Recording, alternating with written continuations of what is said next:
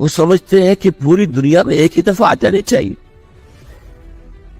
یہ کوئی علاقائی خلافت تو نہیں ہو سکتی، خلافت تو عالمی ہوتی ہے. ان سے میں کہتا ہوں عالمی خلافت کب تھی جناب؟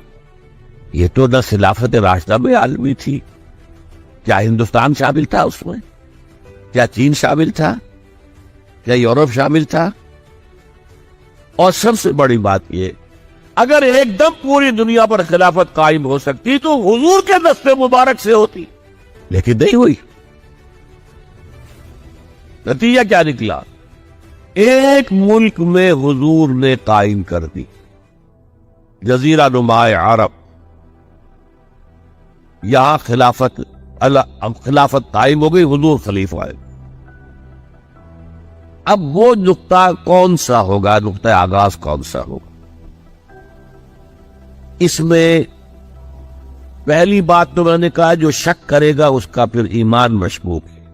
ہوگا، لازماً ہوگا، گلوبل ہوگا، پوری دنیا میں ہوگا. کہاں سے شروع ہوگا اس میں آپ اختلاف کر سکتے، لیکن مجھے تو 2 حدیثیں تو ملی ہیں جن سے یہ اندازہ ہوتا ہے کہ یہ اس مشرقی خطے سے ہوگا، عرب کے مشرق کی جانب کسی ملک سے ہو، کسی خطے سے ہوگا. وہ حدیثیں بھی اب آپ پڑھ لیجیے پہلے. پھر میں کہہ رہا ہوں یہ خزانہ ہے جو ہم نے آپ کی خدمت میں پیش کیا ہے. کاش کہ آپ اس کی قدر کر سکیں، یہ حدیثیں آپ کو ازبر ہو جائے، یاد ہو جائے، لوح قلب پر نقش ہو جائے. ہندوستان اور خراسان یعنی موجودہ افغانستان کا ذکر. ابن ماجہ کی روایت ہے ان عبداللہ ابن الحارث رضی اللہ تعالی عنہ، حضرت عبداللہ ابن حارث فرماتے ہیں رضی اللہ تعالی عنہ کہ حضور نے ارشاد فرمایا مشرق کی طرف سے وہ فوجیں نکلیں گی، لوگ آئیں گے جو عرب میں مہدی کی حکومت قائم کریں. یہ مہدی کون ہوں گے اس کا ذکر میں ذرا بعد میں کروں گا، لیکن نوٹ کر لیجئے کہ مہدی سے پہلے لازماً کسی مشرقی علاقے کے اندر وہ نظام قائم ہو چکے گا، تب وہاں سے فوجیں آئیں گی. یہ مشرق کون سا ہے؟ عرب کے مشرق میں آپ چلیے ایران بھی آ جائے گا، افغانستان بھی ہے، پاکستان بھی ہے، اور اگر اسے اور توسیع دیں تو ہندوستان بھی ہے.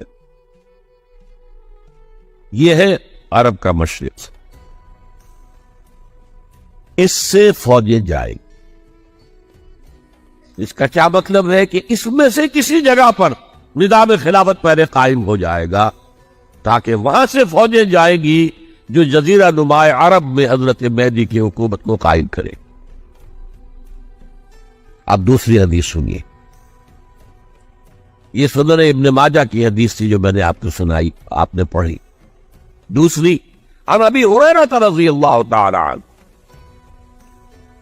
یہ ترمذی شریف کی روایت ہے. قال قال رسول اللہ صلی اللہ علیہ وسلم، خراسان کے علاقے سے سیاہ جھنڈے لے کر فوجیں آئیں گی، ان کا رخ کوئی موڑ نہیں سکے گا، ان کو پیچھے پھیر نہیں سکیں گے کوئی بھی، یہاں تک کہ وہ یروشلم میں جا کر جھنڈے نصب کر دے.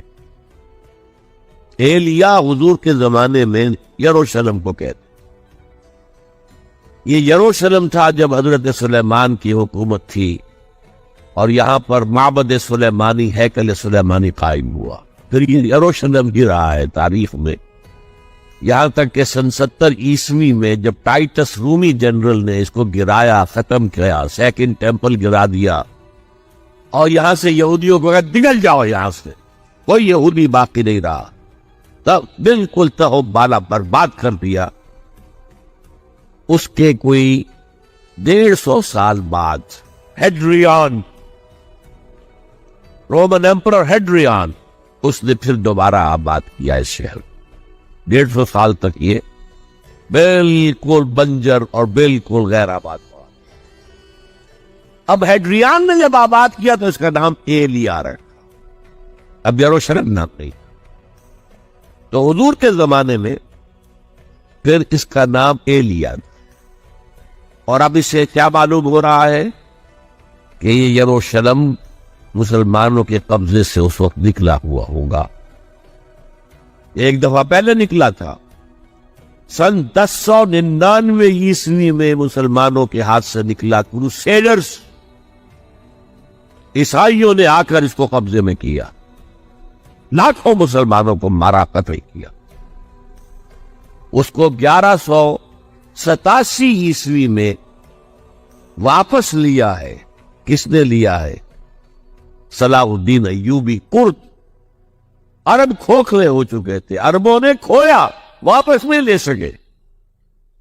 بہت حکومت کر چکے تھے, 400-500 برس کی حکومت کر کے, اور ان کے عیش اور ان کے آرام اب ان میں جان نہیں تھی کہ وہ واپس لے سکے. واپس لینے والا گرم کرد خون تھا, صلاح الدین ایوبی. تو گویا کہ اب آپ سمجھئے کہ 88 برس تک عیسائیوں کا قبضہ رہا یروشلم.